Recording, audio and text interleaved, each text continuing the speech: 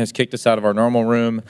And as a select committee, you know, we kind of just rotate to different rooms. We're like a pirate ship that occasionally lands in different ports. So this is our latest stop, and I'm sure members will continue to filter in.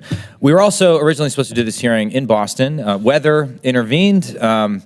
Even our smartest citizens with fancy technology companies can't figure out how to control the weather in Boston, but we await that day. But we had an incredible visit and learned a lot, and this hearing is very important. Biotechnology, unlike other areas of technology, it's not just a supply chain battle or a national security battle or an economic security battle.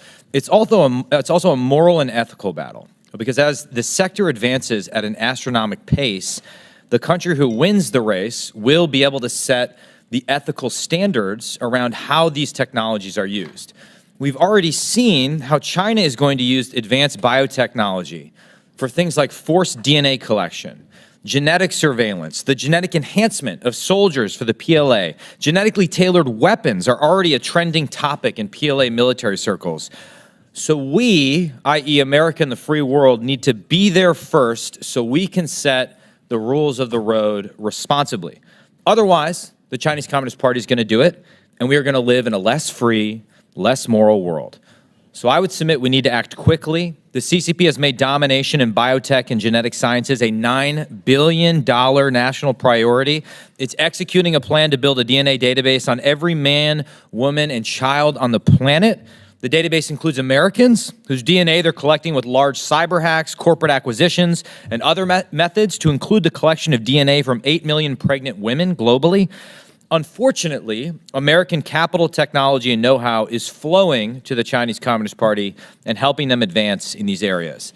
This needs to stop. American companies need to take off the golden blindfolds and recognize that there is no such thing as a truly private business in China.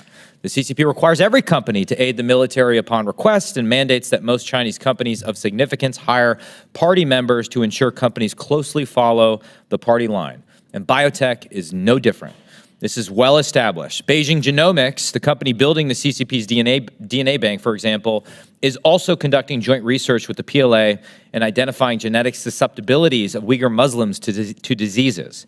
The Pentagon has designated it a Chinese military company, and Commerce sanctioned it for involvement in abusive DNA collection and analysis schemes to repress its citizens in Xinjiang. Wuxi AppTech, another supposedly private company, operates one of the genetic testing technology application demonstration centers established in coordination with the PLA. Every bit of value flowing to Chinese biotech or genetic science companies will be used to strengthen the CCP and the PLA. We must assume that, we must operate accordingly, and we must cut off this flow of support. These are the basic principles at stake. American taxpayers and American businesses cannot be complicit in a genocide or other human rights abuses, and we cannot afford to keep funding our own destruction. And with that, I recognize the ranking member for his opening statement. Thank you, Mr. Chair, and thank you all for being here today. This hearing, as you know, was, as the chairman mentioned, was supposed to be in Boston, but I want to just thank Congressman Auchincloss and Moulton for hosting us for just a fascinating day to learn about biotech, and we look forward to more conversations about this issue. There are two sides to biotech. On the one hand, boundless possibilities, and on the other hand, existential risks. Our job is to make sure those possibilities, from curing diseases through new medicines to eradicating hunger through new crops, happens here in America. And that those risks, including the CCP's efforts to use biotech to potentially harm Americans, are addressed. With that in mind, I think it's only fitting to show this side-by-side of Steve Rogers before and after the U.S. military used advanced biotech to turn him into Captain America. In all seriousness, the CCP is conducting human experiments to develop soldiers. I'm not kidding. They're developing experiments to make human soldiers have biologically enhanced capabilities today. By some reports, it's even researching mind-reading software to ensure CCP officials remain loyal to the party. You can't make this stuff up. And the CCP is not content to simply experiment on its own soldiers or read the minds of its own officials. They are collecting large quantities of genetic data from Americans. This is because of companies like BGI Group, which sequence DNA right here in America. This committee has already begun to take action by introducing the Biosecure Act, a bill to ensure foreign adversary biotech companies do not gain access to U.S. taxpayer dollars. Now, however, we need to do even more. First, we need to draw a line in the sand and ensure biotech innovation reflects our values. This means holding bad actors accountable and imposing outbound investment controls on CCP-affiliated biotech firms. The administration just took groundbreaking action on this very issue in its recent executive order, creating data privacy guardrails to stop Americans' genetic information from flowing to foreign countries of concern. The CCP cannot be allowed to impose its values on the very genetic fabric of humankind.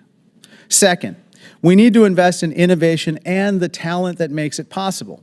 We must prioritize investment in STEM education and uphold our status as a welcoming haven for immigrants. A great number of students arrive here for education, obtain their green cards, and then consequently or subsequently establish their lives here in America. That is indeed the story of my own father, who came to this country as a student, obtained his green card, and then taught engineering to thousands of students for 40 years at Bradley University in Peoria, Illinois, which is currently represented by Darren LaHood. Well represented. Well represented. Consider the untapped potential for innovation if other promising students who sought to remain in America but were unable to secure green cards were actually allowed to stay. Let us embrace talent wholeheartedly and leverage it to the fullest. Third, let's keep outcompeting the CCP. That means we must not only invest in people, but also work in close collaboration with allies and partners to discover and manufacture biotechnologies. This means investing in research. It means funding basic science, advanced science, and every type of science in between. Let's imagine a world where a blind child's vision can be restored or cancer can be cured. It is possible here in America. After all, remember the mRNA vaccines that saved us during the pandemic? That happened here in America, not in China. Just like we did with mRNA vaccines, let's make it happen here in America. In closing, the competition with the CCP and biotech is make or break. If we win, it will propel our nation light years ahead and improve the lives of countless Americans. But if we lose, we face a bleak future of superhuman soldiers and designer babies. So we must and we will win. Thank you, and I yield back. I thank the ranking member. If any other member wishes to submit a statement for the record without objection, those statements will be added for the record. There being none, we are fortunate to be joined this morning by three experts in the field of biotechnology. We have Dr. Jason Kelly, Dr. Tara O'Toole, and Dr. Charles Clancy. A lot of doctors on this panel. Dr. Kelly is the co-founder and CEO of Ginkgo Bioworks, a synthetic biology company headquartered in Boston, Massachusetts, that the committee visited recently on its trip to Boston. Thank you for your hospitality. Dr. O'Toole was the executive vice president at InQtel and now serves as senior fellow, where her work centers on advances in biotechnology and biological sciences. And Dr. Clancy is a senior vice president at the MITRE Corporation and heads MITRE Labs. Welcome and thank you for being here this morning. If you could please stand and raise your right hand, I'll now swear you in. Do you swear or affirm under penalty of perjury that the testimony you're about to give is true and correct to the best of your knowledge, information, and belief, so help you God? You may be seated. Let the record show that the witnesses have answered in the affirmative. By the way, a lot of people have asked me why we do that, because it doesn't happen on other committees. I don't know. It's old school, and I like it, okay? And we're dealing with important issues, so that's why we do it. And, you know, I'm not going to be a chairman for much longer. I get to do what I want. So thank you. Dr. Kelly, you're recognized for your opening remarks. Thank you, Chairman Gallagher and Ranking Member Krishnamurthy. It's an honor to get to speak to all of you today, and it was great to see some of you in Boston a couple weeks ago. I'm Jason Kelly. I am speaking today as the co-founder and CEO of Ginkgo Bioworks. We're about a 1,200-person public biotechnology company in Boston. I also sit as the chair of the National Security Commission on Emerging Biotechnology in my personal capacity. I just want to highlight today I'm speaking in my role as CEO, and so it doesn't represent the views of the National Security Commission, what I say today, necessarily. So I know actually a lot of folks from the biotech industry will be listening in today, and I think the industry in general, I think it's surprising to them to be put into a conversation around national security, and I think it is important for the industry to recognize that the United States government and the CCP are in an era of strategic competition, and that's going to include emerging technologies like AI, and that it's going to include emerging technologies like biotechnology. So us putting our heads in the sand about that is not a good idea. Now, I would say no one wants to have increased tensions. I think even the people on this committee are not looking to have increased tensions. So I think one of the ways you can actually help diffuse it is to be clear about where we are being competitive, and also clear about where we might be able to do strategic cooperation with the CCP. And so I want to highlight today a little bit of both, and in particular, though, some of the areas of strategic competition I think are relevant in the biotechnology industry. The three areas I'll speak to are first, supply chain, second, the application of AI to DNA, and then finally, biosecurity.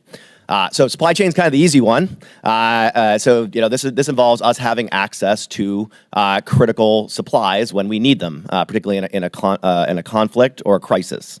I would highlight COVID was a little bit of a test run for this, and you might remember we got a little worried for a minute there about our supplies of, for example, active pharmaceutical ingredients like antibiotics. Now, these are 80-year-old technologies, but boy, you really want one when you need one. And much like semiconductors, the U.S. over the last 50 years has lost the manufacturing base for these critical chemicals, largely manufacturing now done in China and to a lesser extent, India. There's been a lot of discussion around WuXi. Representative Gallagher brought it up today. I think it's worth noting that this is a conversation not about these drug manufacturing that we've lost already, which is small molecules, but rather biologics. And biologics are drugs that are made with DNA at the bottom. So a cell has been engineered. The original biologic was actually human insulin. We took the human gene for insulin, moved it into bacteria. You grow the bacteria in the tank, and you produce insulin. That's a biologic drug. So this is a manufacturing technology we have not lost in the United States. In fact, in 2018, and I'll give you the shift in this, but in 2018, 35% of the world's biologics were made in the United States, 33% in the EU, and 7% in China. If you fast forward to 2022, the share for the U.S., or really for North America, had fallen from 35 to 30%. EU had stayed about the same, and China had more than doubled from 7% to 15%. So I think you are starting to see, and I think there's a question about what type of manufacturing base we want to maintain in the United States when it comes to biologics, as we've seen with semis, and as I think we will see if we try to do the chemical stuff. It's a heck of a lot easier to keep it than to lose it and try and bring it back. And so we can speak more about that in the questions if of interest, but that's supply chain. Next up, emerging technology area of AI and biology. I'm going to take a minute and sort of nerd out on this because I think it's worth the committee understanding it. So my key point in AI is I believe the application of AI to DNA, to biotechnology, could be more disruptive than the application of AI to human language, which is mostly what you all have been looking at lately. And the reason for that is these neural networks that have been built to speak English were in no way designed for human language. Okay, they're an algorithm, right? And I won't get into the details, but it's basically like a bunch of circles connected by lines. It's meant to mimic a human brain, and it's got a bunch of weights in it, these numbers. Oh, there's billions of weights. But nothing about it at any point did the programmers at OpenAI say, this should look this way because English looks this way. What they did was they trained it. They gave it lots of human sentences, and they'd give it a sentence with 10 words. They'd leave off the 10th word. They'd ask it to predict it. If it did a good job, they'd leave the model alone. If it did a bad job predicting the 10th word, they change the weights. And then they do it again. They leave out the second word and the fifth word. They do that for billions of sentences, and I swear, it learns to speak English. The key here is this is general. All you needed was lots of sentences. And the reason I'm mentioning this is we have lots of sentences written in DNA code. It's all the genes that are out in nature, okay? These are, often about 1,000 letters long. They are read end to end like a paragraph, and you can leave out pieces, feed it into an AI model, and just like you asked it to predict a word, you can ask it to predict the missing piece of DNA. And just like it learns English, it learns DNA. And the key thing to keep in mind here is we all speak English. So we're asking these neural nets to compete with us on our terrain, where we're good. We're good. You know, we invented law, we invented contracts, and so no surprise when you deploy this technology, it's like a high school student working at a law firm. Okay, right? It's not as good as us with all our training. But we're not able to write DNA. We don't read and write DNA as humans. So these neural nets, with the right amount of data, and I think this is key, and we can discuss this in the questions, will ultimately be superhuman long before they're superhuman in the domain of law or English language, because humans are so bad at writing and designing DNA. Does that make sense? And the reason this should matter to you is if you look at your biotech drugs, 50% of them are written in DNA. You might have heard about Lilly's, Zepbound, this new weight loss drug. Lilly's now the first $500 billion biopharma company, right? That is 120 letters of DNA long. And so your ability to write and design that in the agriculture space, GM crops, insecticide resistance, that's 3,500 letters of DNA long, that particular design. Okay, so these are going to be enormously powerful, and I was glad the committee got to hear about BioFab 1 up in Boston. Yeah. We're out of time. Yep. I know it's not fair because 5 minutes. No problem. We'll get into it in the Q&A, though. Yep. Now that you've totally freaked all of us out. You got it. Yeah. Dr. Osterville, you're recognized for 5 minutes. Thank you, Mr. Chairman, Ranking Member Krishnamurthy, and distinguished members of the panel. I appreciate the opportunity to come before you today to talk about this important topic. I'm going to make 4 points.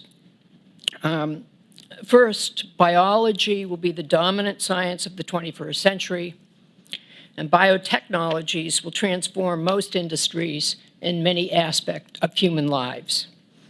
Global economic competitiveness will increasingly depend on a nation's bioeconomy, that is, its ability to develop and use biotechnologies to produce food and energy, improve human health, manufacture essential products, and ensure supply chains. Second, China has explicitly vowed to dominate the biorevolution and is aggressively pursuing a comprehensive and ambitious strategy to accomplish this. The CCP sees biotechnologies as essential to its economic future, integral to its ambition to surpass the power and influence of the United States, and necessary to solve some of its most urgent problems, notably in healthcare and in food security.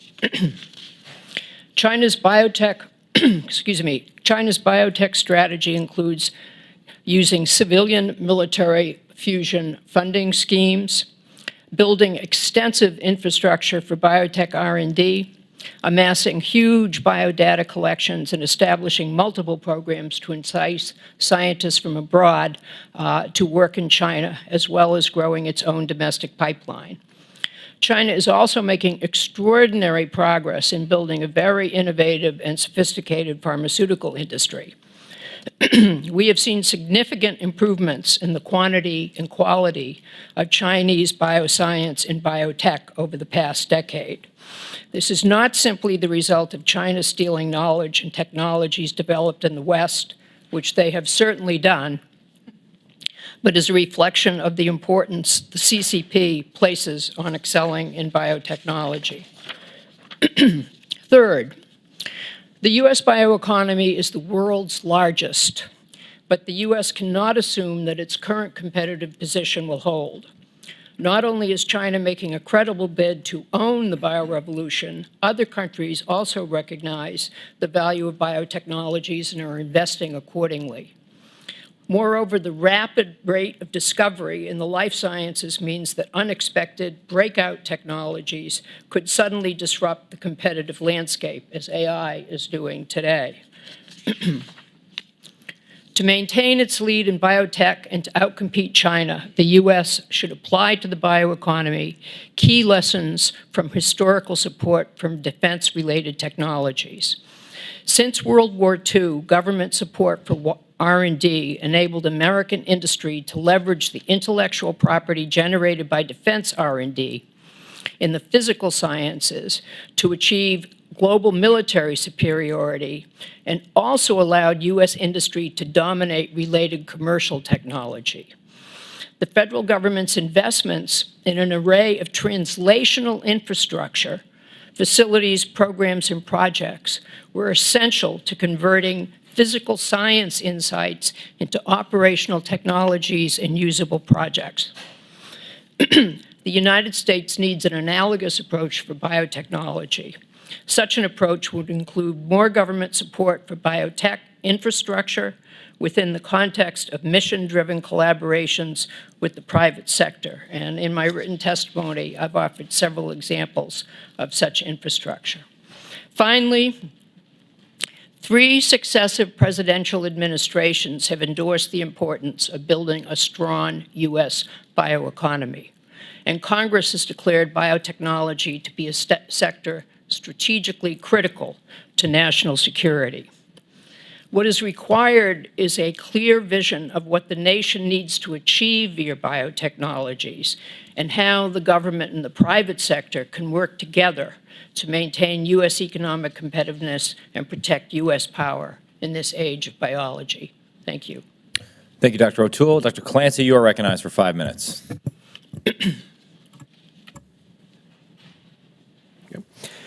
Chairman Gallagher, Ranking Member Krishnamurthy, and committee members. My name is Charles Clancy. I'm a Senior Vice President and Chief Technology Officer at MITRE, a nonprofit research institute that operates R&D centers on behalf of the U.S. government. It's my pleasure to address this committee. Over the past 10 years, the U.S. has led the world in biotech research, development, commercialization, but has outsourced much of the biomanufacturing and a myriad of related bioservices to places like China. This is a common pattern across most U.S. technology sectors, such as semiconductors. As we re-examine our global trade relationships and supply chains, this outsourcing creates significant risk. Additionally, not content to simply manufacture, China has invested heavily in its own R&D and has caught up to the U.S. with major ongoing state-directed investments, positioning them to take the lead. 2 years ago, MITRE published a set of recommendations for congressional action to maintain U.S. leadership in advanced biotechnology, and they are included as an attachment to my written testimony. In the interest of time, I will focus on a subset of the recommendations in my remarks here, focus on how we can secure the bioeconomy and take steps to mitigate increased risks, with a particular focus on complementing some of the remarks of my fellow panelists. In the telecommunications area, the U.S. technology strategy to compete with China focuses on decentralization. Our O-RAN strategy takes the notion of a monolithic cell tower and breaks it into functional building blocks. By standardizing the interfaces, we can diversify our supply chains, enable new market entrants, and take advantage of networked innovation. The same approach has applicability across many technology areas, including biology. At MITRE, we're leading an initiative to build what we're calling a BioNet, which is a software and programming layer for biologic research, development, and production. With standardized interfaces and data formats, we can interoperate at scale to advance the U.S. bioeconomy and that of our allies. Efforts like this are key to accelerating the pace of U.S. innovation, particularly as we contemplate sanctions that would slow China's pace. While automation and internetworking enables entirely new innovation pathways for biology, it amplifies existing and creates new cybersecurity risks. Currently, biology is not represented directly among our established critical infrastructure sectors, and minimally, biomanufacturing should be added as an officially designated critical manufacturing sector. This would provide a federal touch point for the relatively new bio-ISAC. However, in the biology domain, security risks certainly are broader than just the bioindustrial cybersecurity. A public-private partnership should be launched to provide more operational support to the cyber-biosecurity continuum, and this partnership could support a wide range of biosecurity and biosafety activities on behalf of the industry and the U.S. government. As we make investments in R&D to support growing the bioeconomy, a final area of concern is research security. Today, research security varies considerably across universities, startups, and companies, creating considerable risk that China fast follows us, our R&D, by stealing the intellectual property right out from underneath us. At universities, executing restricted research, such as projects subject to CY or ITAR, work is limited to U.S. citizens and permanent residents, and IT systems must adhere to certain cybersecurity standards. However, most research conducted in critical emerging technologies, to include biology, is designated fundamental research and exempted from these requirements. NSPM 33 is in the process of implementation and mandates security for federally funded work in critical and emerging technologies. It has new requirements for reporting information on foreign national participation in research projects. However, it remains unclear how this information will be used at scale beyond simply the deterrent value of reporting. The Department of Justice should establish a clearinghouse to work with funding agencies, universities, and laboratories to perform personnel screening based on these disclosures and help enhance the current visa screening processes. Additionally, NSPM 33 proposes enhanced cybersecurity protections. At a minimum, research organizations receiving federal funding for critical and emerging technologies should be required to implement network-based threat monitoring, zero-trust endpoints, data loss detection and prevention tools, and multi-factor authentication. These are consistent with the requirements of NSPM 33, but many are still waiting on the final rules expected later this year to understand the implications for the cost of implementation. Science funding agencies such as NSF could provide capacity-building grants to help organizations with upfront implementation costs. Additionally, NSF should move expeditiously to establish the proposed Research Security ISAC to help provide a focal point for threat intelligence and information sharing. I'll also note that the appropriations that we've seen coming out this year involve 8 to 10% cuts to many of our federal science agencies, and I have a concern that some of the nascent research security efforts won't get off the ground as a result of some of these budget actions. In closing, we're sitting at an inflection point where biology offers huge potential to fundamentally transform society for the better, but we're in a globally competitive environment, and we need to align policies and resources, plug security holes to be successful in the long term. Thank you. Thank you. My first question is for all the witnesses. Last month, I received a curious letter from the then CEO of the Biotechnology Industry Association or organization. And this is as I understand it, the world's largest trade association for biotechnology companies. In this letter, the CEO says that our committee's bipartisan effort to restrict the flow of U.S. taxpayer dollars to PRC firms affiliated with the People's Liberation Army or human rights abuses is, quote, misguided. And then it goes on to say that Congress has no role in identifying entities that pose a threat to the national security of the United States. Now, it's shocking I have to ask this question, but it's clear that industry still needs an education. Dr. Kelly, yes or no? Should U.S. taxpayer dollars go to PRC biotech companies that commit human rights violations and work with the Chinese military? No? Same question, Dr. O'Toole. No? No. Same question. No. I hope Bio hears the witnesses' answers and publicly retracts the embarrassing letter. Where Bio had an opportunity to work with the committee to protect U.S. national security, it chose instead to defend companies, some of whom are implicated in the CCP's ongoing genocide. I also want to highlight that this bill, just yesterday, that we've supported, passed out of the Senate Committee on Homeland Security and Government Affairs with overwhelming bipartisan support. And I want to thank Senator Hagerty and Senator Peters for their leadership and support in the Senate for this important effort. Moving on, Dr. Kelly, you've publicly raised the alarm about PRC biotech firm BGI's global collection of genetic data. Your company sits at the forefront of biological data and AI, as you were talking about before. How valuable is the genetic data that BGI and other PRC biotech companies are collecting, and how could that pose a risk to U.S. national security?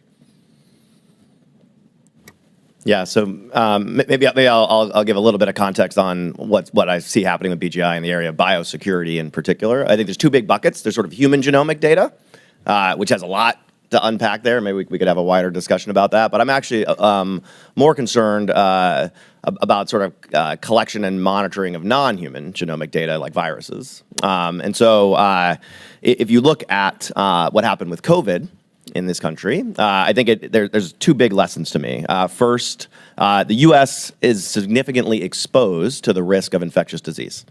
Right, we had over 1 million deaths. We had over $10 trillion of economic impact from a virus. Okay, so we know we have that risk. That's number one. Second, our inability to know the origin of that, the source of the virus, to me is the largest intelligence failure since 9/11. Right, this should be thought of. We need to move to a footing where we're thinking of infectious disease, given the risk to this country.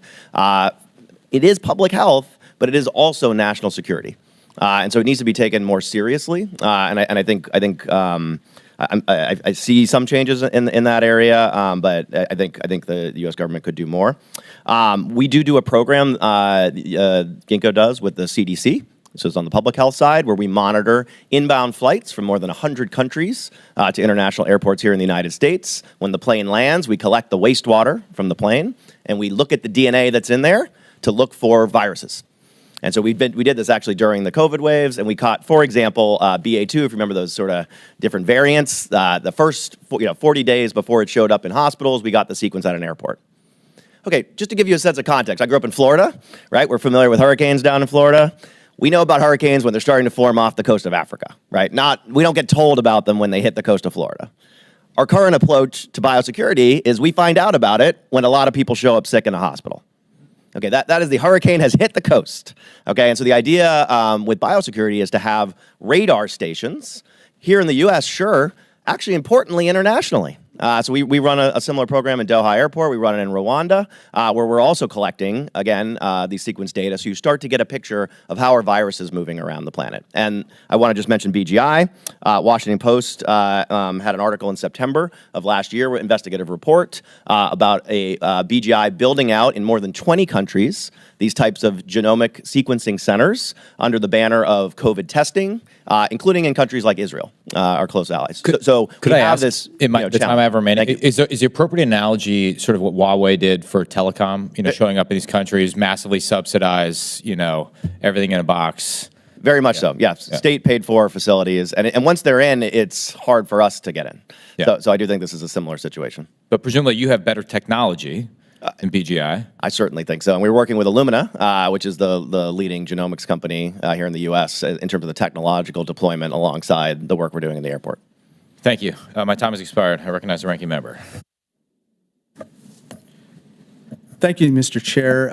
Now I'd like to talk a little bit about brain chips and mind control technology. 2 weeks ago, Elon Musk's company Neuralink said it successfully installed an implant in a person's brain to allow them to, quote, control a phone or computer just by thinking. It would look something like this. This is a picture from Wired Magazine's article about Neuralink. And so, Dr. Kelly, this is a technology that obviously could do some good. It could help paralyzed people, for instance, regain basic functions, right? That's correct. But it turns out Musk isn't the only one researching this particular brain biotech. 2 years ago, scientists at China's Comprehensive National Science Center claimed to have developed, quote, mind-reading artificial intelligence that, quote, measures the loyalty of CCP members by measuring brain waves and facial expressions. This type of technology could allow the CCP to supercharge its surveillance state, right, Dr. Clancy?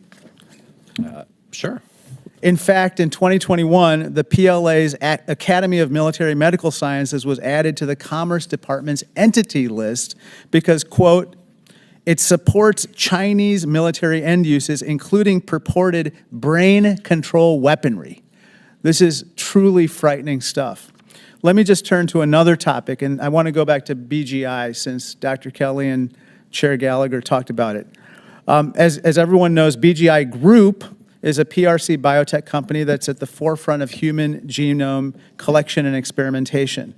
In fact, BGI is in charge of China's National Gene Bank, the largest genomic database in the world, approved and funded by the CCP. And this is a picture from the National Gene Bank in China. And as you can tell, here's a BGI machine that's being utilized there. In 2021, Reuters reported that BGI had a prenatal test called NIFTY. It's called NIFTY. And it took genetic data from 8 million women from over 50 countries. Further, BGI worked with the PLA to single out Tibetan and Uyghur minorities to identify links between their genes and their characteristics. So, Dr. Atul, BGI claims to the world that, quote, none of BGI is in any way controlled by or linked to the Chinese government or the military. But this Reuters article clearly says the opposite. So why don't you tell us, what is actually going on here? Well, I think we have to assume that every Chinese company is linked to the CCP and to the possibly to the PLA if they're doing research relevant to the military. I will say that BGI is very smart. And we ought to be the ones with the biggest gene bank in the world. And we ought to be the ones with the biggest genome collection in the world. And we're not. And shame on us. They are out in front of us in many ways. I understand the proclivity to talk about military applications, and obviously those are very important. But what they are doing is outpacing the United States in collecting the world's biggest genome library. Well, I think And you have to understand, I'm sorry, Go one ahead. sentence. You have to understand that the larger your genomic library, the more effectively you're going to be able to speak DNA. So that's what they're doing. And the applications to humans are important, but the applications to materials, to food crops, et cetera, are going to be even more important economically and Well, particularly let me in the next jump in, 10 Dr. years. Atul, because here's the thing. I agree with you, but BGI, if it developed these tests in conjunction with the PLA, should not be receiving taxpayer funding from us. And that is what and I agree. Certainly, I assume you agree with me on that. I do. Let me turn to the flip side of this issue, which is that we actually sell biotech equipment into China. One of these companies is called Andy, which was developed at MIT and funded by U.S. government research. Here's the Andy machine. It actually sequences DNA, and it's been sold to Chinese police forces, including this one in Sichuan, which, as you can see on this visual, is the machine here, and it's in the trunk of this vehicle used by the Chinese police here. I think U.S. companies need to stop selling these machines to Chinese police forces that are targeting minorities. In any case, the U.S. government needs to establish and enforce stronger export controls to make sure our biotech equipment isn't aiding CCP authoritarianism. What do you think, Dr. Kelly? I think it is critical to make sure our technology is not being misused. I do think there is just like we're talking here about what can be sold into our economy, I do think we want to think about winning standards wars and getting our technology to be the basis globally. Like I think what we did in the internet was great. Right, we established open internet standards. We pushed them globally, and ultimately, China we would have loved to sell to them, and they blocked us because they didn't like the openness of the standard. We should do that same thing when it comes to these gen banks. We should have the biggest one. It should be pushing our ethics in there. If they don't want to use it, they don't have to use it, right? But if they do, we'd love to have them, but they have to follow our rules, and that's what we did with the web, and I think we could do that again here with DNA. But we shouldn't allow sales to Chinese military police forces. Absolutely. We should be concerned about any military or police applications that don't match our ethics when it comes to our technology. Absolutely. Thank you. Mr. Whitman. Thank you, Mr. Chairman. I'd like to thank our witnesses for joining us today. Chairman and Ranking Member, I appreciate you bringing up what we need to do to stop funding these efforts in China to protect our technology. But I think these things fall in two buckets. Obviously, I believe as we go forward, the most valuable commodity in the years to come is not going to be currency. It will be data. And the question is how do we make sure that we maintain that standard that the dollar is today in the realm of data? How do we make sure that we have the biggest databases? How do we make sure that we, from that standpoint, then can influence some of these things that happen around the world? How can we make sure that the technology surrounding the human genome, the technology surrounding DNA, is used for good purposes? It's not used for evil.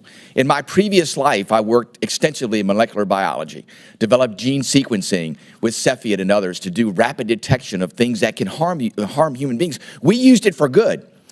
The challenge is going to be not just for what China's doing, but for other forces of evil around the world to say, wow, we can use this for not so good purposes. So the question is twofold.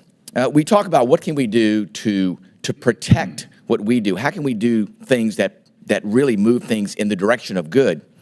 But second of all, how do we make sure that we grow our capability and capacity in these fields so that we have the mass to be able to exert influence for forces of good and counter the forces of evil?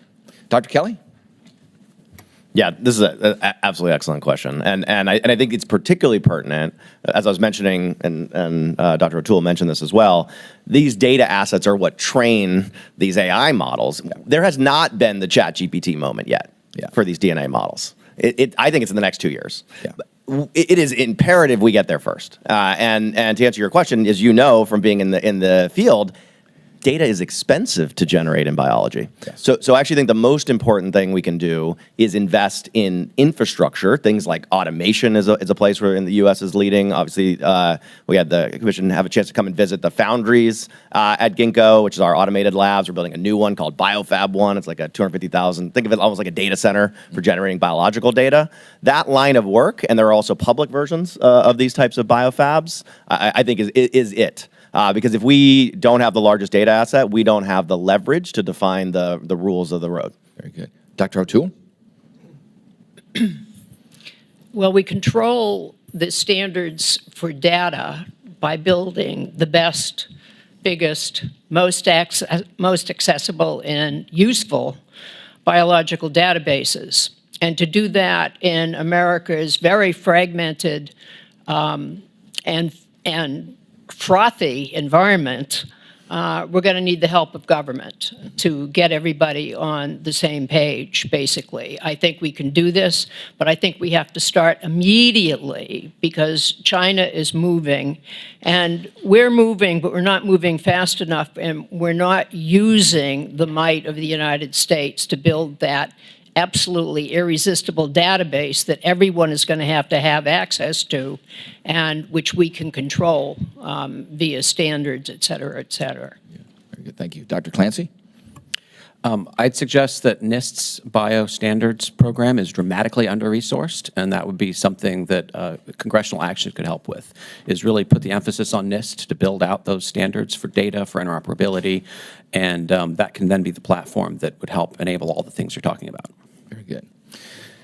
With that, Mr. Chairman, I'll yield back. Thank you. Mr. Moulton. One of my concerns is that this is essentially a winner-take-all situation where if one company gets all the data in the same way that there might be competing search engines, but everyone just by default goes to Google because that seems to be the best. And so you might have good principled reasons to go to a U.S. firm like Ginkgo, but if a Chinese firm is better because they have better data, they're better at designing DNA, then most people in the world are going to go there. Is that correct? Very, very much correct, in my opinion. Dr. Clancy, tell us a little bit more about the various types of data that we need to amass to make sure that we are truly leading the world. Yeah, and I'll reinforce that I think BGI and WuXi are successful because they offer a superior product in many cases. So we definitely need to step up and be able to compete and replace them with domestic capabilities. In terms of the types of data, I mean, certainly we've talked a lot about a lot of people think about sort of human DNA when they think about this space. But as some of the other panelists mentioned, you've got a wide range of other types of data agriculture is a huge market as well. I mean, that's arguably a bigger opportunity for China is to really figure out how to supercharge their agriculture industry as well. So those are some other areas that I think would be important to focus on from a data perspective. And as we know, China is leaning into this heavily. And the ranking member mentioned an article from 2021 describing how BGI Group has used its prenatal test to amass the genetic data of millions of pregnant women worldwide. I'd like to enter that into the record. And would also like to enter into the record another Reuters report showing that BGI used a PLA supercomputer to run analyses on the genes of Uyghurs and Tibetans. Without enter that into the record without objection. Tell me, Dr. Kelly, when you think about where this is all headed, you've talked a lot about how to design DNA. Talk about how there might be other national security implications for biomanufacturing. What's the sort of next generation of biotech and how it could be applied to national security? Yeah, and maybe I'll touch on agriculture actually, because I think people often think of biotechnology as largely impacting the states that are building our pharmaceutical industry. But I actually think for our farmland in this country, biotechnology is an enormous opportunity. So if you as a technologist looked at a plant Okay, you plant a seed, you add air, water, and sunlight, and this is the truth. A thing starts self-assembling out of the ground.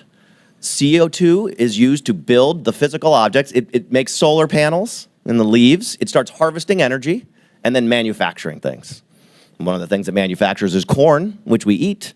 But really, you should think of that as hectares and hectares of manufacturing infrastructure if you could reprogram those plants to make other things. And to answer your question, biology's ability to place atoms in the right place when it's building things is superior to Taiwan Semiconductor. So in terms of what could this manufacture, the most advanced things that drive a lot of our strategy here, like if you look at what is powerful in the world, it's often the smallest things, the things that we can truly design precisely.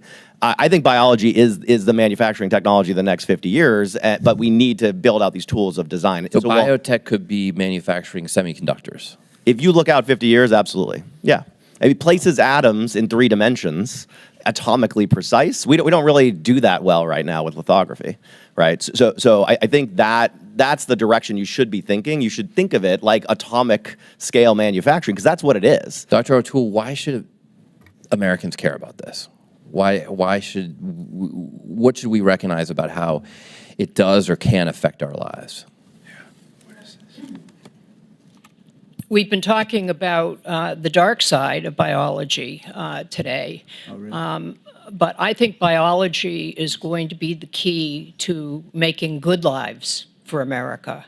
I think virtually anything that can be made biologically will be made biologically because, as Jason said, it's extremely efficient.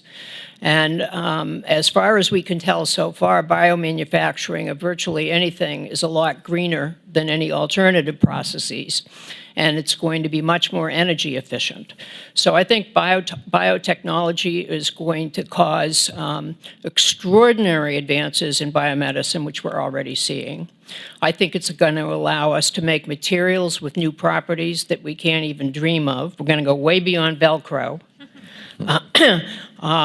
Virtually anything nature can do, biotechnology can do. I think it's going to make possible food security for the world, which is going to be a huge problem because of increasing demand, climate change, loss of water, et cetera, et cetera. And I think it is the only solution to supply chain vulnerabilities. We have to be able to biomanufacture the stuff we need. Thank you so I very think much. it's going to change the world. Thank you. Mr. Lukemeyer. Mr. Chairman, I would ask unanimous consent to strike Dr. Kelly's reference to corn and insert soybeans. Without objection. I'll withdraw. Noted. We've gone overboard on the bipartisanship of this committee. Mr. Luke Demar. Thank you, Mr. Chairman, and welcome to our guests this morning. Interesting, we have a Clancy, an O'Toole, and a Kelly here this morning, which are very strong Irish names. My wife's half Irish, so I kind of note those kind of things. But welcome. I take a little bit different tact on some of the questions here because it's a fascinating discussion, but I also want to go into how dependent are we with our biotechnology research with our universities and educational facilities? Dr. Clancy, you want to answer that? Yeah, I think our universities are extremely active in driving the innovation ecosystem that we have today in biology. So that begs the question then, how involved are the Chinese with those universities? Because we see them donating to universities through direct salaries to professors, which means they're on the take, as far as I'm concerned. Endowments to these universities. How concerned should we be about that? Very concerned. And I think the administration's recognized that, right? NSPM 33, which is sort of came out at the tail end of the Trump administration, is focused on fundamentally changing the equation there with new reporting requirements, fundamentally barring people that are part of these 1,000 Talents programs from being able to participate in certain types of research. We've created a set of policies that will give us the sensors we need. In my opening statement, my concern is that we haven't put the analytics back end on it to really understand the tactics, techniques, and procedures that China is using at scale, because they can, researchers will hop from one university to another to find the lab where they can get in and get access to the research. And if we were able to cross-correlate activity across research institutions, we could be able to detect and stop that kind of activity. In December, Chairman McCall released a report on ways to improve and strengthen U.S. export controls. One finding found that the Bureau of Industry and Security is using a licensing regime that allows companies on the entity list to still access U.S. technology without a license or under a presumption of denial. To my knowledge, BIS does not have to report licensing decisions to Congress. Is that accurate? You guys are aware of what that is? Oh, okay. Very good. Well, our concern is that they don't do this, and we need to find a way to make sure that this Bureau of Industry and Security, security does do the licensing correctly and then report it to Congress. So that's the point on that one. Dr. O'Toole, you talked about public-private partnerships as a way to sort of go forward with some biological research here. Would you like to define how that relationship could work, where the line should be drawn with how much involvement the public side, the government side should be versus what the freedom to be able to do the right thing with regards to the private sector? Certainly. So we invest in small startup companies with innovative technologies that we think will be useful to U.S. national security agencies. And we have 9 agencies as IQT's customers today. Much of the innovative biotech coming out of the United States is actually happening at these small companies, both for biomed and for other applications of biotech. Large corporations also have a role to play, and it is certainly clear that in this country, at least, the private sector is going to have to be key to building any biotech infrastructure or products that we want to have. But because the country is so big, because there is so much going on, we really need the government to play a strategic role in saying, these are the priorities the country must pursue right now. These are the things we need industry to help us accomplish. And I think with that kind of guidance, as happened after World War II, industry will go to work. They don't need a detailed minute-by-minute blueprint. If they know the government wants this, the government will pay for the products if we can actually invent them, and the government will support the creation of markets for those private sector products. I think we'll be fine. That's what we did after World War II with the physical sciences, but we have to do it now with the biological sciences. For the most part, the government has only funded basic research in biology, and we haven't translated it into products. Okay, I've just got a limited amount of time here. Just one quick question, though, before I give up my time here. You guys are talking about an enhanced DNA database, and I'm assuming that it's DNA as a result of all of the different kinds of things that grow out there, including humans, but not specific to a particular human, because otherwise now we're getting into some privacy issues. I'm going to make sure we draw a line here, make sure we know where we're at. Would somebody like to just comment briefly on that?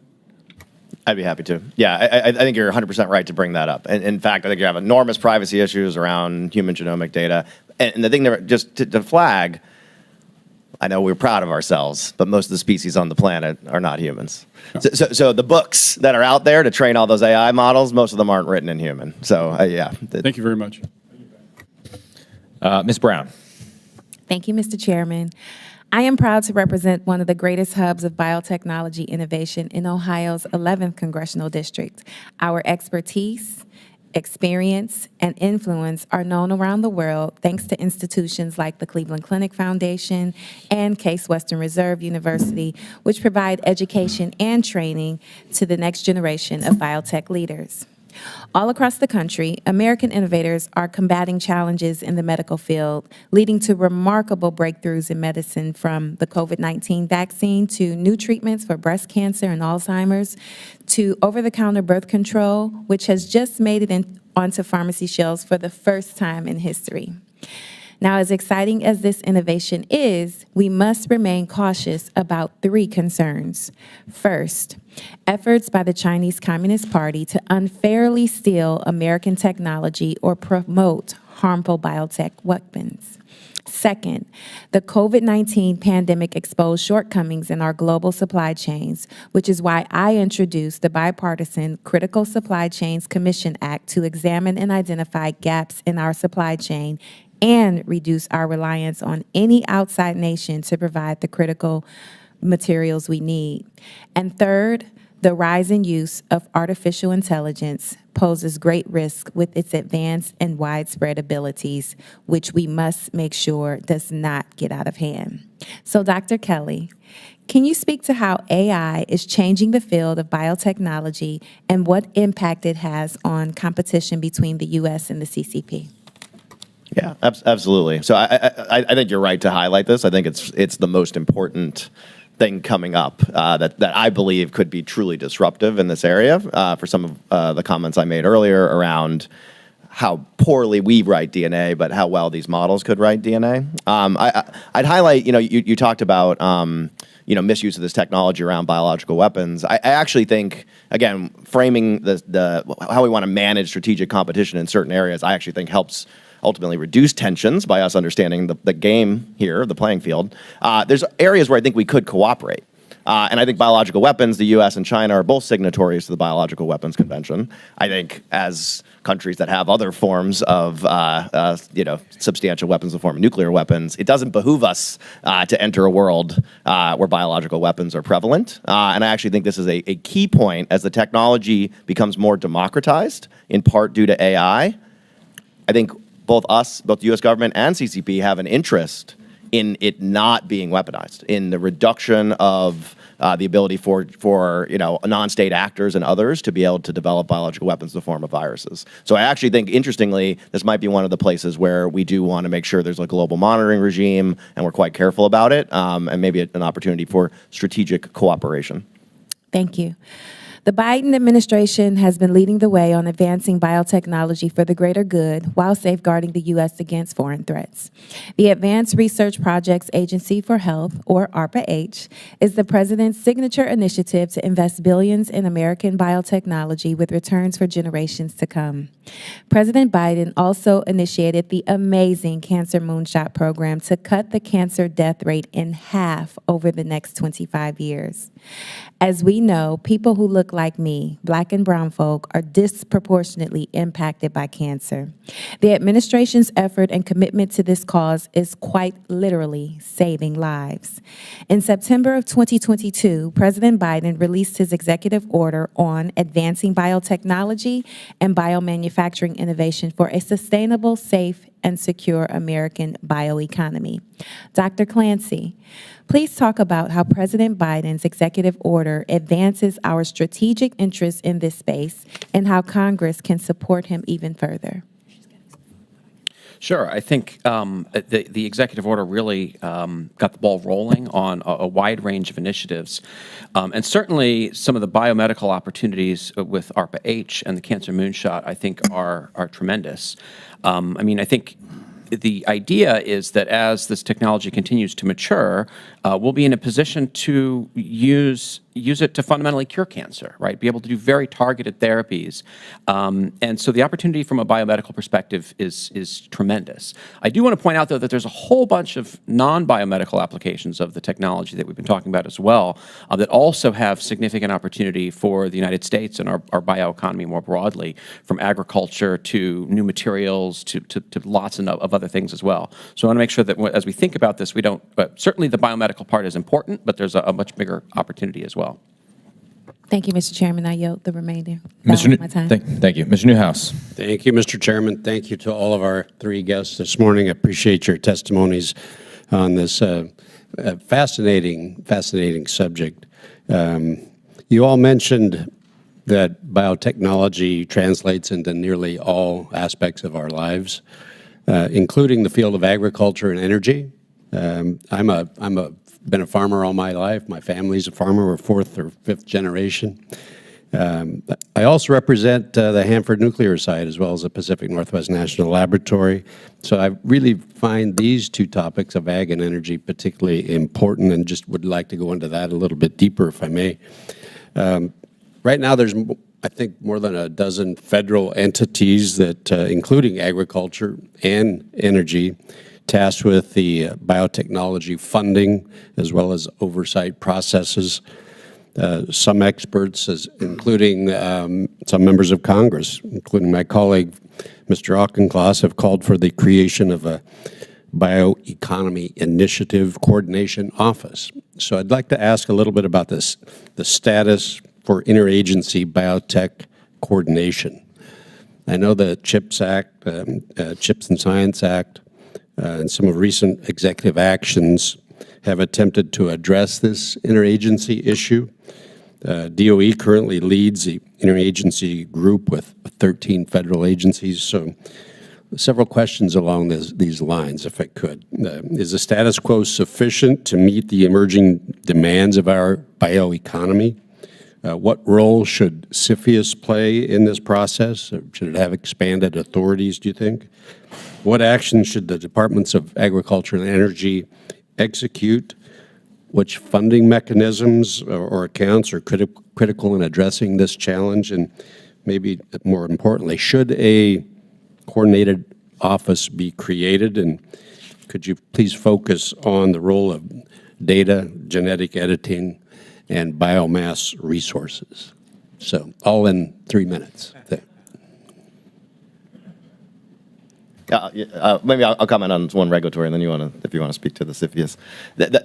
Did you ask Sarah? Or sorry. Do you care? All three. No, go ahead. Okay. Why don't we start with ladies first? Yeah. Since the chairman's old school, so am I. Thank you. Wow, okay. Reorganizing the federal government. Yeah. The current arrangement is not sufficient. There are some real strengths in the current organization, particularly in the Department of Energy and its long-term focus on bioenergy and biomanufacturing. And I am a veteran of newly created organizations, specifically DHS, and back in the day, DOE, and I would try to avoid creating new organizations if at all possible. So I would leave DOE intact. I think USDA needs a real big push towards investing in innovation. I think we'll get more bang for the buck investing in biological technology for agriculture than just about anything else. I agree. So you're going to have to rebuild R&D in USDA, in my opinion. Okay. I do think there's great value in having an overall office for coordination, partly because it allows, it sends a message to the agencies that this is important and somebody is going to be looking over your shoulder and coordinating. And then this is a very broad range of activities we're talking about. So some node that other people, particularly the private sector, can plug into, I think would be very important. Very good. And I'll stop there and Yeah, thank you. Less than a minute to go. I'll add one quick small thing. I spent a lot of time interacting with ag biotech companies, startup companies. 90% of our startups are in the pharmaceutical space in biotechnology, and maybe less than 5% are in agriculture. Wow. And the reason is, back in the 80s, when biotechnology first got started, we were rightfully concerned about was the technology dangerous and understanding how to regulate it. And we roughly created similar regulatory regimes for a therapeutic drug intended to perturb a human body and fix a disease, and any genetic change you make to a plant. Okay, and so as a consequence, the value of a drug is up here. So the risk of the timeline of that regulatory justifies venture investment. The value of a lot of these changes to plants is down here, but the risk in regulatory is equal to pharma. So it gets no funding, which is why we have no startup ecosystem around our cropland and our great ag research universities that are producing just as much great research as you're seeing out of medical research institutes. But the regulatory needs to be updated. It is tied to a 1980s view of biotechnology, and there has not really been, in my view, substantial incidents like there has been in pharma that would justify why you have that level of scrutiny. And yet we have tremendous potential there. It truly, I mean, the research in agriculture goes faster because it's easier to work, in a plant than a human, right? But we just cannot commercialize it due to the regulatory. Okay, thank you very much. Mr. Auchincloss. I appreciate you calling the hearing, Mr. Chair, and also for bringing the field hearings to Massachusetts to discuss the life sciences ecosystem. This is the century of biology, And the life sciences leadership that the United States needs can't be won in this century through gamesmanship or protectionist prohibitions or industrial policy. It's got to be earned through the cultivation of a dynamic ecosystem. And I think that we can cultivate that dynamic ecosystem through congressional policy that never actually even uses the word biology or bioeconomy or the prefix bio, period. It's a very complicated industry, but a lot of the things we have to do to get it right are pretty simple. One, we got to protect intellectual property. Bayh-Dole has been one of the most successful laws of the last 50 years. We've got to make sure that we cultivate that tech transfer from universities to the private sector that has enabled such innovation. We need to get high-skilled immigration right. In my home state of Massachusetts, when I look at some of the most successful biotechs across pharmaceuticals, agriculture, et cetera, energy, so often it's an immigrant at the helm who had the vision, who executed, who's created jobs, discovered cures. And adjusting Schedule A in the Labor Department would be a good first step that I think could get bipartisan support, even in the heated politics of immigration. And then finally, basic research funding. We should aim for 6% R&D national intensity, meaning the aggregate of private sector and public sector R&D should hit 6% of our gross domestic product. Right now, we're barely scraping 3%. After World War II, it was closer to 6%. And if we look at our peers, Korea, Israel in particular, they're steamrolling us. They're 5, 6, 7% of their GDP is going to R&D, and we are way back in the dust. And that's something that we can do, again, on a bipartisan basis. Department of Energy, National Institutes of Health, National Science Foundation, these are bipartisan agencies that have strong support across the aisle, and we should be funding them much more generously. Let me now speak to some specifics. First, for you, Dr. Clancy, I appreciate that Dr. Newhouse talked about the standardization letter, the coordination letter that we previously sent in a bipartisan way. We have a follow-up letter to that about standardization, also bipartisan. I'd like to enter this into the record. Without objection. Dr. Clancy, could you just quickly speak to the benefits of standardizing terminology and measures across the bioeconomy, particularly for manufacturing? And if you could do that in maybe 30 seconds. I'll just say that over the last 10 years, as areas like synthetic biology have grown considerably, they're still artisanal in nature, right? Yeah. And the more we can standardize the vocabulary, the data formats, the more we can move it from being this artisanal thing that only a few people know how to do to something that we can do at scale. So it's not like a pinch of salt. It's like we need some teaspoons and tablespoons. Exactly. Got it. And this is a very detailed letter that we sent, again, with Republican and Democratic support that offers some guidance to NIST on how to do that. And we had a lot of consultation from experts. Second, for you, Dr. O'Toole, in your testimony, I think you've circled around this. You talk about the Human Genome Project as having tremendous return on investment. And I get a sense of what you're suggesting the next moonshot project could be, but could you just state what you think, if the government was going to say, we're going to do one thing to be kind of biotech infrastructure as a public, for public partnership with private sector innovation, what might that be? Well, I'll cheat and give you three things. We have to improve biomanufacturing. We have to get in the game. We're not there yet. Secondly, we have to build our databases, as was discussed. Yeah. The third thing we should do is something flashy, something that will attract the next generation of talent to bio. We could do a plant genome project. Got it. We could sequence all of the furry mammals in North America. It doesn't matter what we sequence. As Jason was saying, we need this data, but we should do it in a way that attracts public attention as well as moves the field forward. A bat signal that Exactly. for talented people to organize and Bats would be galvanize. good, actually, yes. There you go. And then, Dr. Kelly, close this out. You're the chair of the National Security Commission on Emerging Biotech. And in your preliminary report, you talk about updating the coordinated framework. You've already spoken a little bit about the disparity between ag and pharmaceutical regulation. Are there any other updates to the coordinated framework you think we should be looking at? Yeah, and again, I'll speak in my personal capacity. That's a big one, and then I think just generally, like tightening up on who's responsible for what is the biggest thing, right? Like a lot of these things fall into where you have multiple agencies reviewing the same things. And just to add to Dr. O'Toole's comment, National Parks Genome Project is what I would like to see. National Parks, I like that idea. Yeah. Just when you talk to the agencies about this as part of your work as chair of that committee, what is the level of prickliness that you get when you talk about tightening things up? Are they open to it, or are they like, no, back off? A bit prickly. Okay. Yeah. Yield back. We could use support there. Medium-high prickliness. Mr. LaHood. Thank you, Mr. Chairman. I want to thank all of three of our witnesses today for your valuable testimony here today. I was one that got to participate in the Boston field hearing, and I want to thank the chairman and Mr. Auchincloss and Seth Moulton for helping to put it together. Great academic experts there, industry leaders, VCs, and really highlighted the thriving ecosystem of innovation in Boston.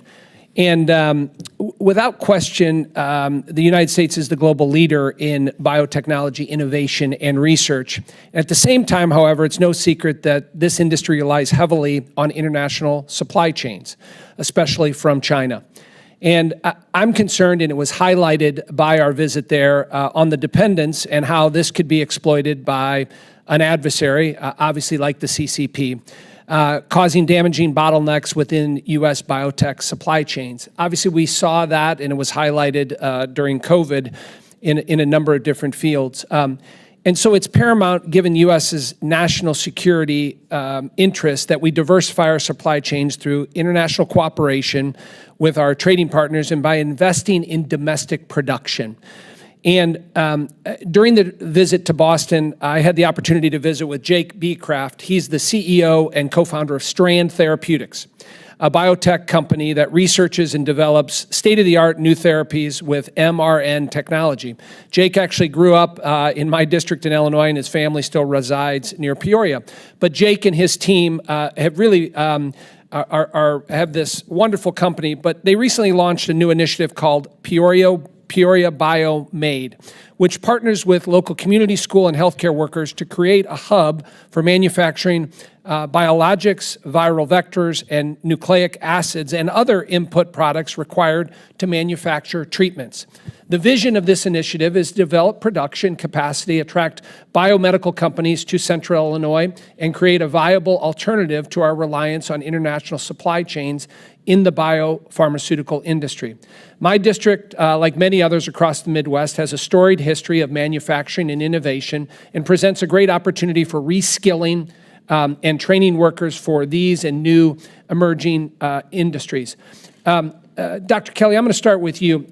In terms of the strategic vulnerability of our reliance on China, I'm wondering if you could comment on that. And then secondarily, as we look at closing the skills gap here, we could see over 2 million unfilled manufacturing jobs by 2030 in the U.S., particularly in new and emerging sectors like biotechnology. So how can the U.S. better address the skills gap in biomanufacturing and also talk about the strategic vulnerability and our reliance on China?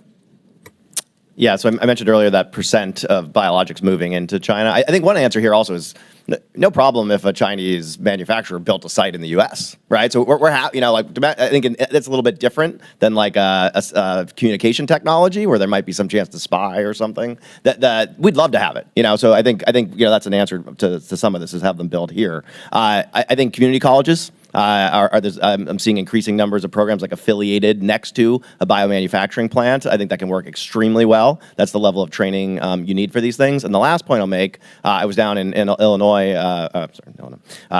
Indiana, touring a Lilly plant, and these new drugs, these obesity drugs that are going to have hundreds of millions of customers for them, are changing the story around manufacturing of these biologics and proving how valuable it can be if you have these things that affect everybody. Make muscle tone last longer, longevity, all these. If we want to access those truly like major health changes in wellness, we will need manufacturing at 100 or 1,000 times our current scale. So it's an enormous opportunity for all of these areas in terms of build out. If these types of drugs end up being successful and are the direction the pharma industry moves in the future, you might see 100 or 1,000 times more manufacturing.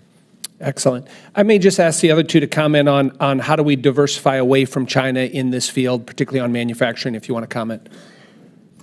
I'll just note the tech hub you mentioned is a great example of what we're trying to do as a nation with this. The Chips and Science has put into motion this notion of place-based innovation. We have the EDA tech hubs, we have NSF engines, and I would just say that continued support for the Chips and Science from an appropriations perspective would be very helpful in making sure that we're creating these regional centers of excellence to include in biology.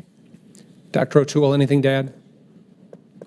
I would only add that we have to pay attention to getting young people excited about these opportunities. In my experience, they don't know about them.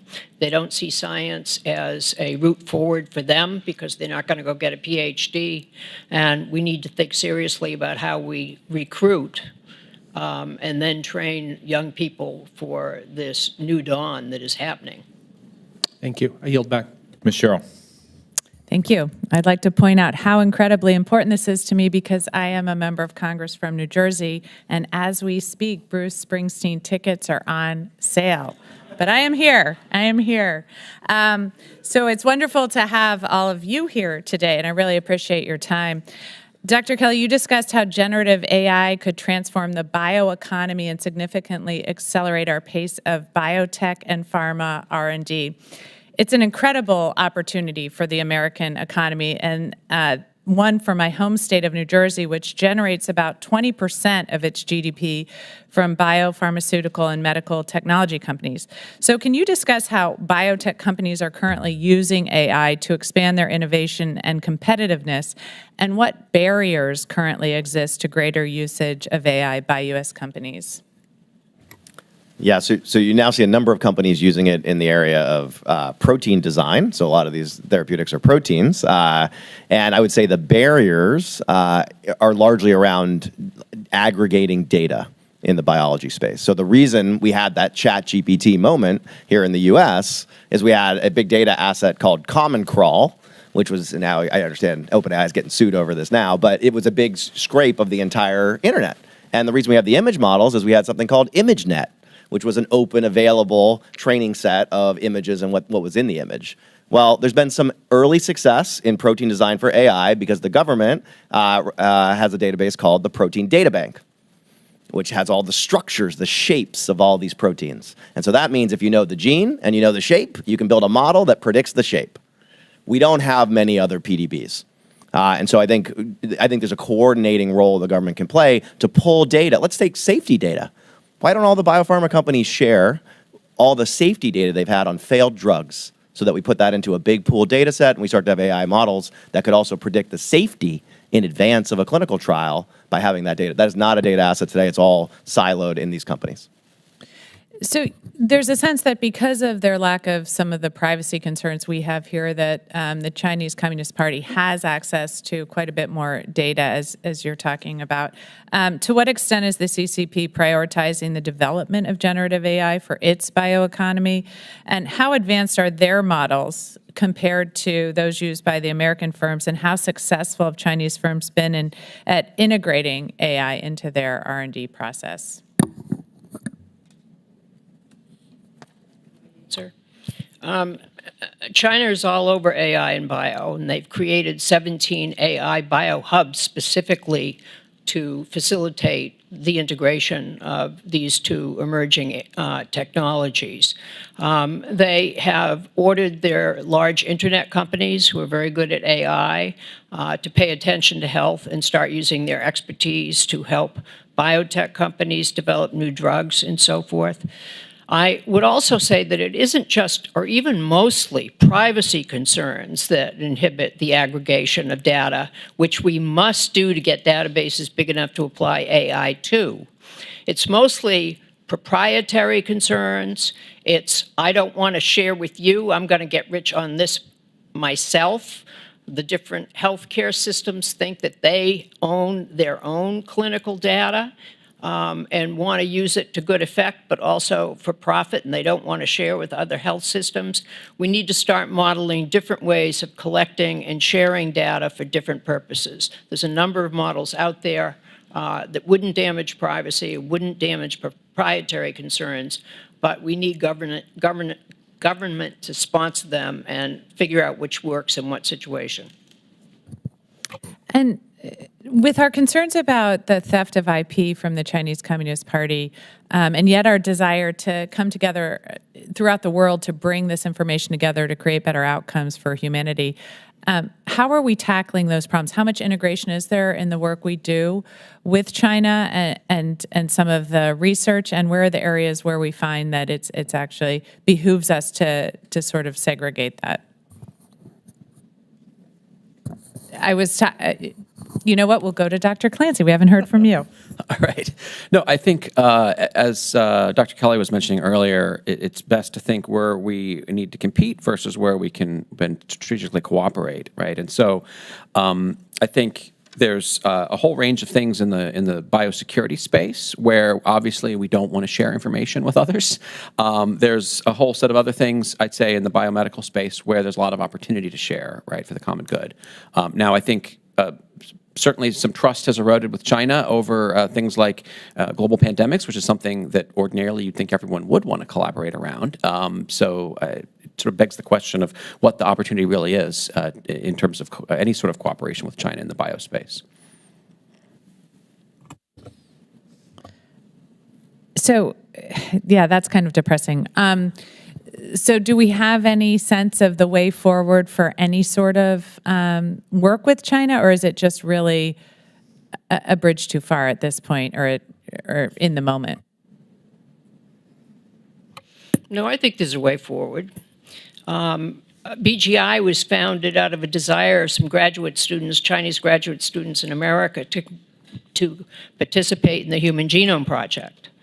So I think collaborative endeavors like that are a possibility. And I think the research community, which is very used to collaborating internationally, might be a place to start. There's also evidence from COVID that even pharma can cooperate on sharing pre-competitive data. So I think there are opportunities out there. Tilly's time has expired. Ms. Hinson.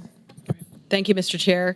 Good morning. Agriculture is a massive economic driver in my home state of Iowa. So when I hear about the little jabs from my colleague from the north about soybeans and corn, and we have hogs that outnumber people 7-1, and all of these things combine to be a great economic opportunity for us in Iowa when it comes to advancement in America's bioeconomy. There's just so much of an implication here for our national security interests when it comes to food security.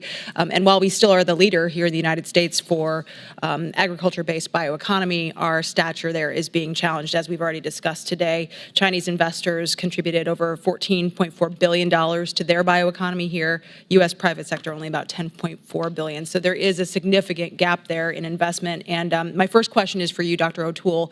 We know that the U.S.-led Human Genome Project was really instrumental in laying the groundwork for countless health innovations that we as humans use today. But in your written testimony, you talk about that next frontier really being sequencing plants. Genetic sequencing right now only available for about 10% of cultivated food crops. So what would you say are some of the implications for agriculture's competitiveness with the PRC if they are the first to be able to sequence these things? I think it would put U.S. agriculture in a very poor position as a competitor. I think we need a plant genome project for historical food crops, of which there are about 700. I think we'd learn a lot about which genes would increase yield. I think we'd learn a lot about how to make plants less thirsty.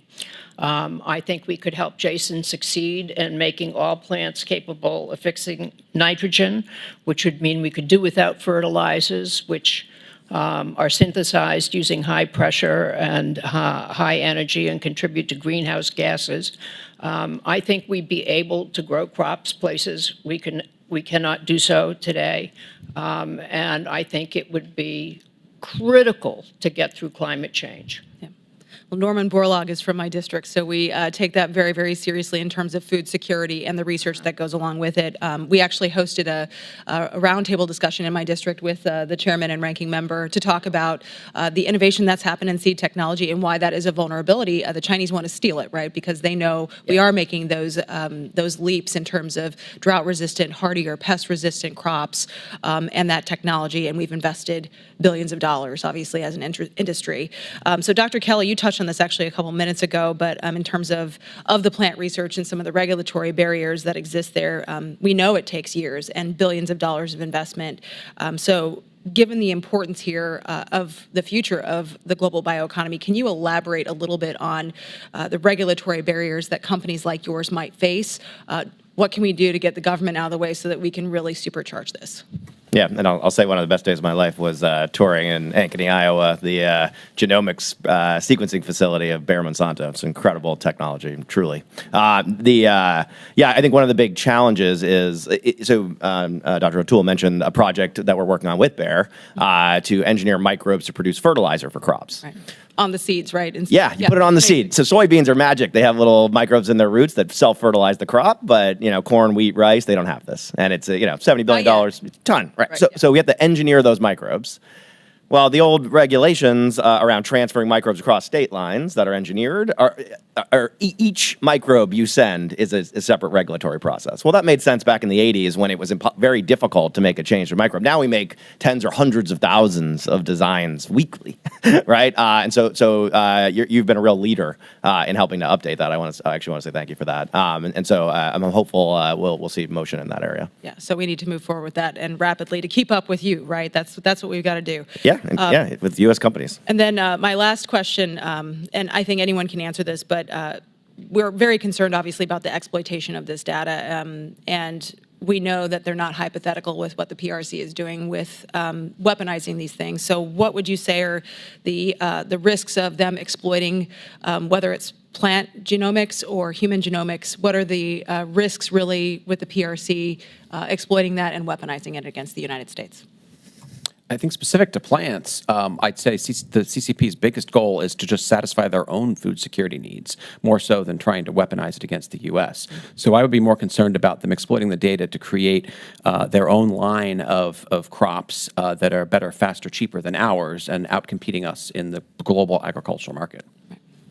Putting Iowa farmers out of business, then not a good thing. No. Thank you so much. Appreciate it. Yield back. We very much enjoyed that trip to Iowa.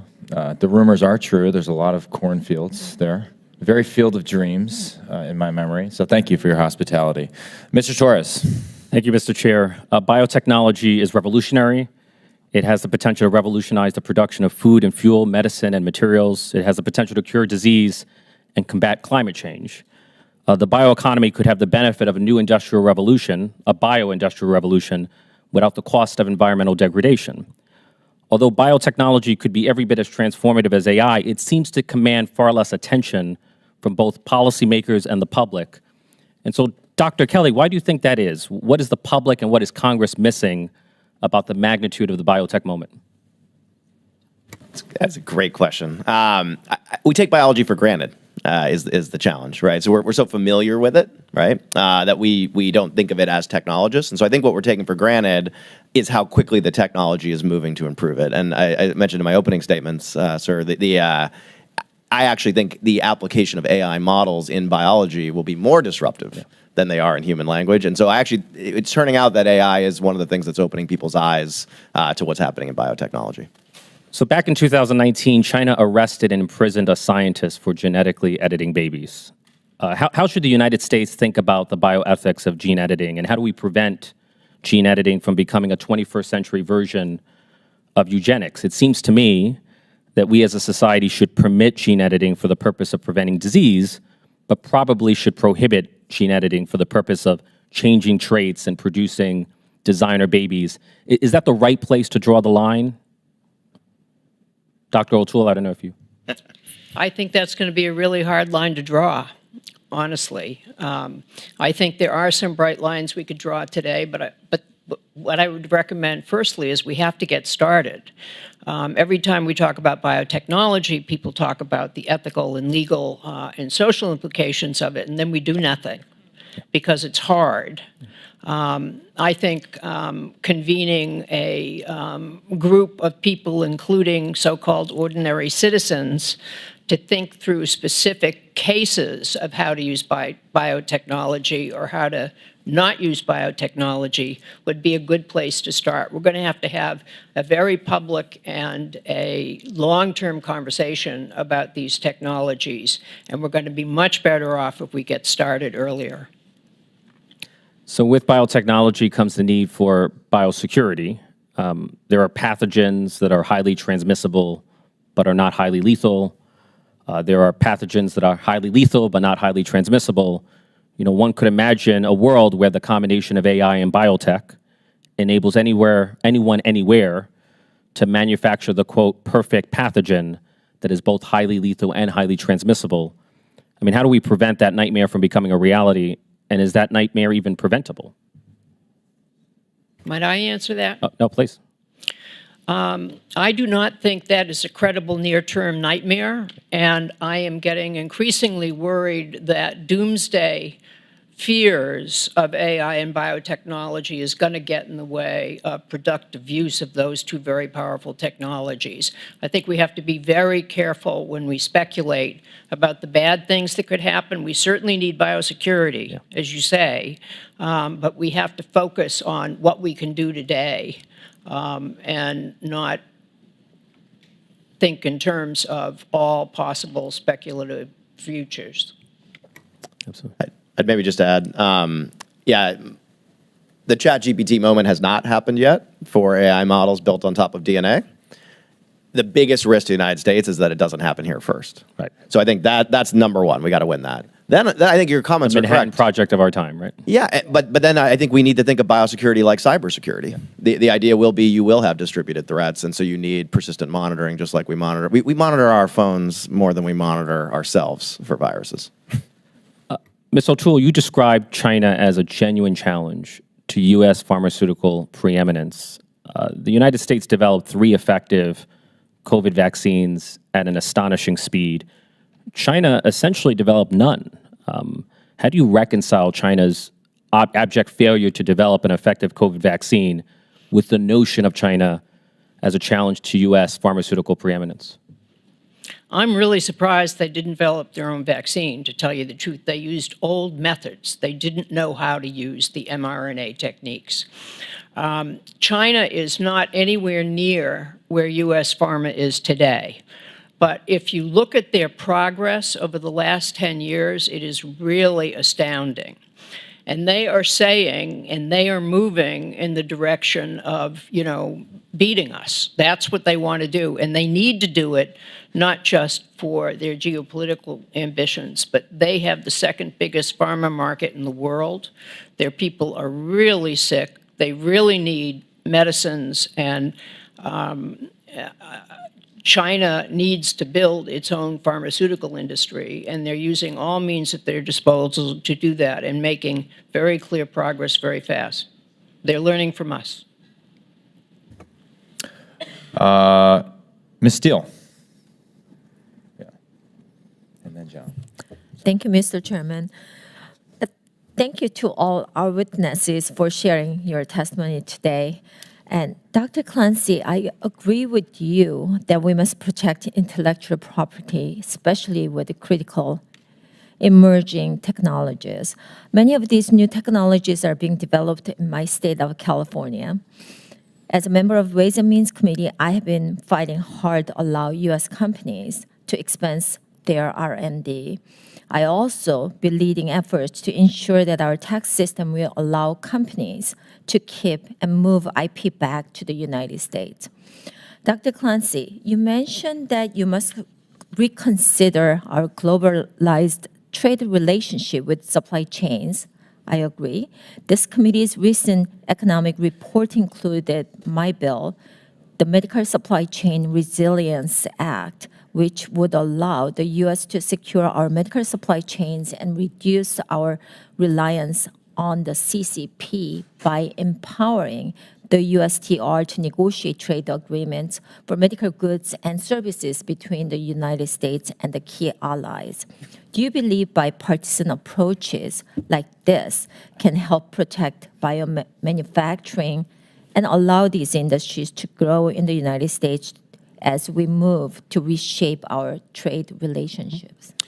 Most certainly, and I think one of the most important parts of that is working with our allies. If the U.S. tries to build a U.S. bioeconomy only to satisfy the U.S.'s needs, then it won't be able to scale or compete with what China's doing and with their network through Belt and Road and other activities. And so I think whenever we're contemplating trying to build a competitive economic, a durable competitive economic advantage over China, we need to not think of it just as the U.S. Domestic production to satisfy the U.S. market. It has to be how do we take advantage of allied European production, and how do we become not only the domestic production for the U.S. but also for the rest of the world. I think we see that in semiconductors. We see that certainly in biotech. And so it's a common formula that really we need to make sure that we're engaged with our allies and partners globally. I think I'm going to go just a little on the side, but those United States protectionism right now, they try to work with our allies, but at the same time, we are guarding our allies, work with others, such as like rare mineral earth that, from like Malaysia, 95% goes to China. And then we are actually stopping. Those allies became like they're in so big debt. So we really have to work with allies. Our most important part that, right now that administration has been pushing for these allies that, not to work with, other countries, but just work with us. But we are not really opening up that ourselves in this country, they're really causing a lot of problem that I think. So we really have to do little step-by-step working with these allies for any like chip industries or pharmaceutical industries and other industries that we really have to open ourselves up. So Dr. O'Toole, according to a report prepared for the U.S.-China Economic Security Review Commission, a handful of Chinese companies hold critical laboratory improvement amendments certifications enabling Chinese companies to direct access to American medical and health data. That being the case, what questions can we ask CMS as an agency in charge of issuing CLIA certificates and enforcing regulatory compliance to ensure it does not greenlight bad actors to access sensitive data? So this goes back to the need for much more robust biosecurity in guarding data. Certainly human data in particular and human clinical data is of particular concern, not just for privacy reasons, but it's very valuable for creating drugs that you could make a lot of money off of, among other things. So I think we definitely need to help CMS and demand that CMS increase their. It's a combination of bio and cybersecurity. We need a lot of digital data. We're going to definitely create these big data banks. And alongside that, in parallel, we have to develop cybersecurity provisions for these data caches that we really didn't think of as national security assets until recently. My time's up, and I yield back. Thank you. Mr. Molnar. Thank you, Mr. Chairman, and thank all of you for being here with us. I wondered if you could comment on the agreement between the United States and the PRC on cooperation in science and technology, the STA, is set to expire at the end of this month. I'm concerned that the PRC has previously leveraged the STA to advance its military objectives and will continue to do so. Do you believe the State Department should once again extend the STA? Should there be negotiations and amendments to that, or should we withdraw from that entirely?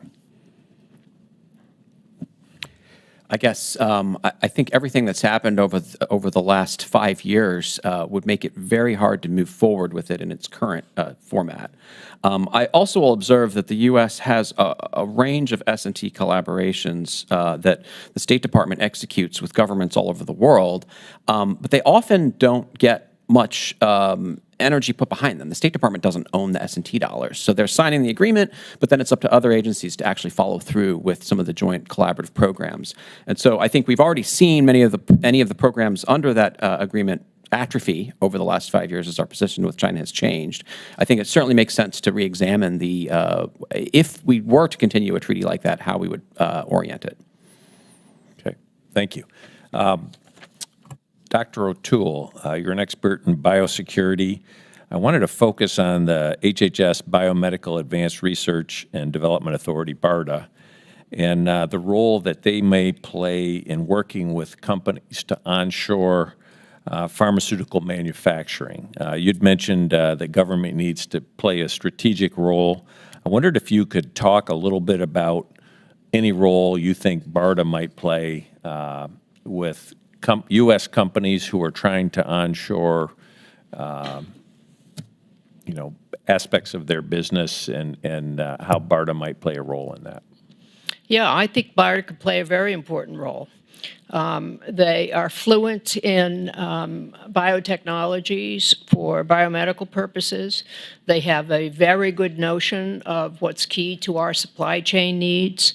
They are well known by the biotech community, and they have access to innovative companies in the U.S. ecosystem.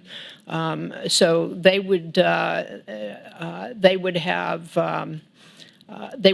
occupy a unique position in coordinating, trying to onshore companies for specific purposes or in general. Okay, thank you. Dr. Clancy, your organization partners with different companies across America on research for our country. Do any of the companies ever enter into agreements with, licensing agreements or partnerships with CCP affiliated companies? I'd say that would not be common among the partners that we're working with. But I think in general, we see a lot of sort of predatory investments from the CCP in the U.S. innovation ecosystem. So the Bayh-Dole Act, which was referenced earlier, is a critical piece of our tech transfer and IP innovation engine, moving R&D from universities into startups and into companies. And certainly the PRC also recognizes that as a weakness. So they're able to target early stage companies with investment and get access to the IP after it's sort of left the enclave of the university environment. So I think it's something that we need to pay a lot of attention to and make sure that there is an awareness of the risks of that, the safeguards to prevent it, and sufficient capital available in the U.S. Such that you don't have to look to the PRC for investment. Okay, thank you. And Dr. Kelly, wondered if you could talk, it seems like there's an issue of trust involved when it comes to, innovation and biotechnology. I remember the, big debate on GMO, this whole area in food. How do you address some of the issues of trust and sort of a public relations issue for some of these technologies? Yeah, I actually think that framing is quite perfect. Yeah, there was a large debate back around GMO labeling in this country, maybe now almost 10 years ago almost. And at the time, actually, Ginkgo was a much smaller company. I wrote a New York Times editorial because we kind of had nothing to lose, where I said, we're a GMO company, and I think we should label GMOs. Because the average scientist, by the way, I got hate mail from a Nobel laureate as soon as it hit the New York Times. The scientific view is we just need to educate people more. Right, if we just teach them, they'll just learn that there's never been a negative case of anything from a GM crop. We'll just got to educate them. And what people are saying when they want something labeled is not that they need to be educated. They're saying, I don't trust the people in charge of this technology to act in my interests. That it's a trust problem. And hey, will you label this so I can make a decision on my own? And you turn around and you say no. How does that do for trust? Right? And so what ended up happening was after the labeling, nothing.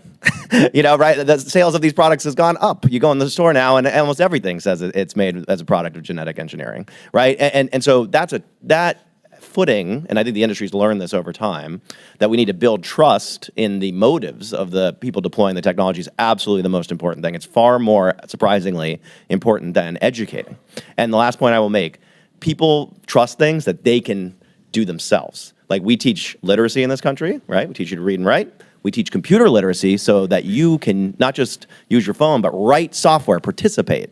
We need to teach bioliteracy.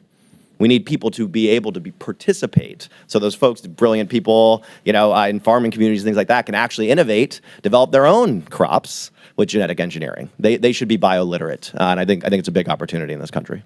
Okay, thank all of you. Thank you. I believe the ranking member had a follow-up question. Yeah.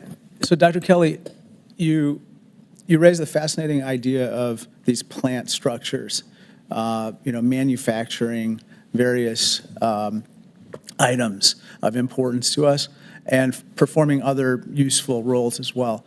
Okay, what is the research right now with regard to plant structures absorbing more carbon from the atmosphere than they are currently, and the role of plants with regard to fighting climate change? Can we engineer that at this point? And what's the science and status of research on that? That's a great question. Yes, there's actually a company, it's called Living Carbon.